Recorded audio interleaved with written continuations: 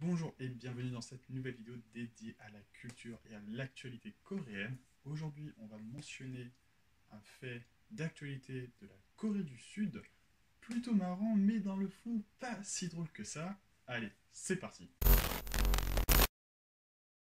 Je vais donc vous conter l'histoire de Chae Yin-bae, membre du parti Pelun-Millet, et 4 de ses compères. Il se trouve que ces 5 hommes politiques ont été enfermés dans leur propre bureau pendant 6 heures. Alors, qu'est-ce qui a bien pu se passer? Premièrement, il faut préciser que Palon Millet a annoncé soutenir le projet de loi visant à augmenter le nombre de députés élus à la proportionnelle. Petit point culture. Actuellement en Corée, à l'Assemblée nationale, il y a 300 députés. Ces 300 députés sont élus tous les 4 ans.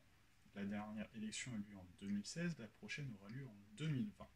Tous sont élus en même temps. Sur les 300, seulement 47 sont élus à la proportionnelle.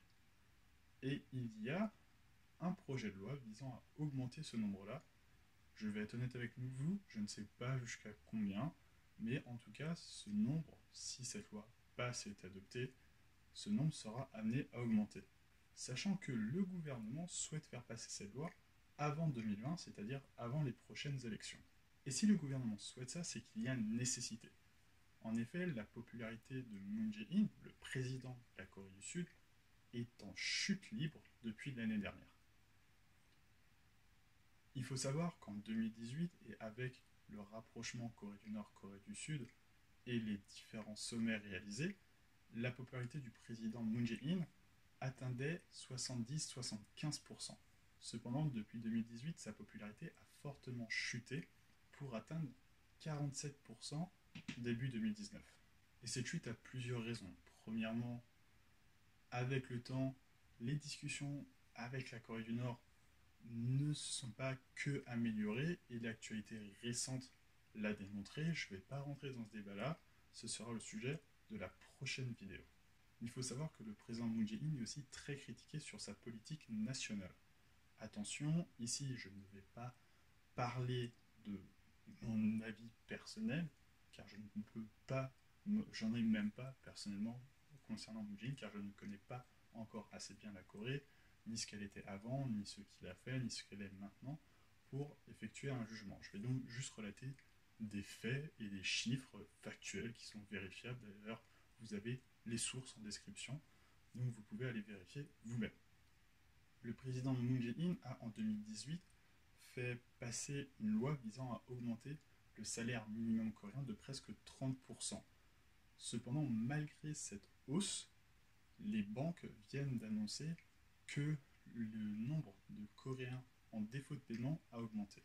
Et les experts ciblent directement cette augmentation. Donc en fait, cette loi qui a été populaire, dire on augmente le salaire minimum, s'est retrouvée impopulaire puisqu'il y a eu un certain nombre de licenciements à cause de cette très forte hausse du coût salarial. Et pour ne pas arranger la situation, sur le premier trimestre 2019, la Corée du Sud est en récession, c'est-à-dire que la croissance, le taux de croissance du pays est négatif, moins 0,3%. Même si dit comme ça, c'est pas grand-chose, et on pourrait dire c'est de la stagnation plus que de la récession, il faut savoir que moins 0,3%, c'est le taux le plus bas depuis la crise internationale de 2018.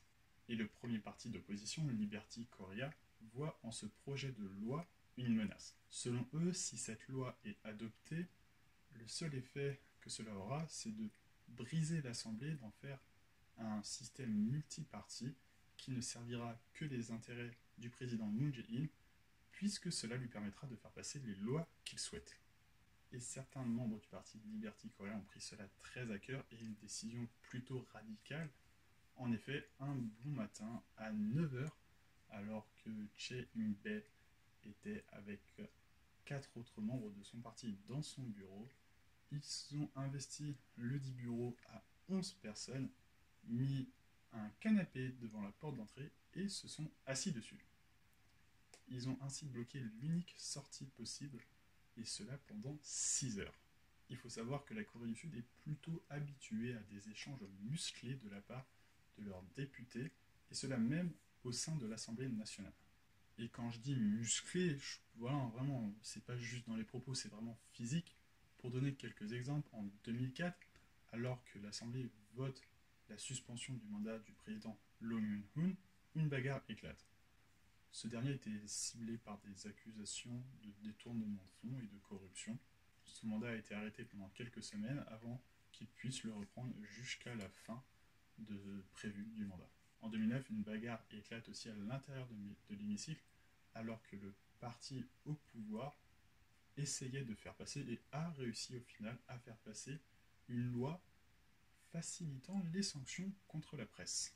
Et en 2011, afin d'essayer de ne pas faire signer, ou en tout cas de retarder, puisque ça aurait été la seule conclusion, retarder le vote pour l'acceptation du traité de libre-échange avec les États-Unis, le parti d'opposition a tout simplement lancé des gaz lacrymogènes à l'intérieur de l'Assemblée. Alors voilà, ce sont quelques exemples d'interventions plutôt musclées que j'ai pu trouver. Il y en a eu d'autres, notamment en 2015. Je ne les ai pas toutes trouvées, je pense, et certaines, je les ai volontairement laissées de côté, notamment celle de 2015, où il y en a eu plusieurs en 2015 parce que je n'ai pas forcément très bien cerné les raisons et je ne souhaite pas évoquer quelque chose que je n'ai pas totalement compris, tout simplement. On arrive donc à la fin de cette vidéo qui était là pour montrer que la Corée, ce n'est pas que le monde des bisounours de la K-pop. Loin de là. Je vous remercie de m'avoir suivi et je vous dis à très bientôt pour une nouvelle vidéo. N'hésitez pas à commenter en me disant ce que vous pensez de ces faits d'actualité, à vous abonner pour ne pas manquer la prochaine vidéo. Salut à tous.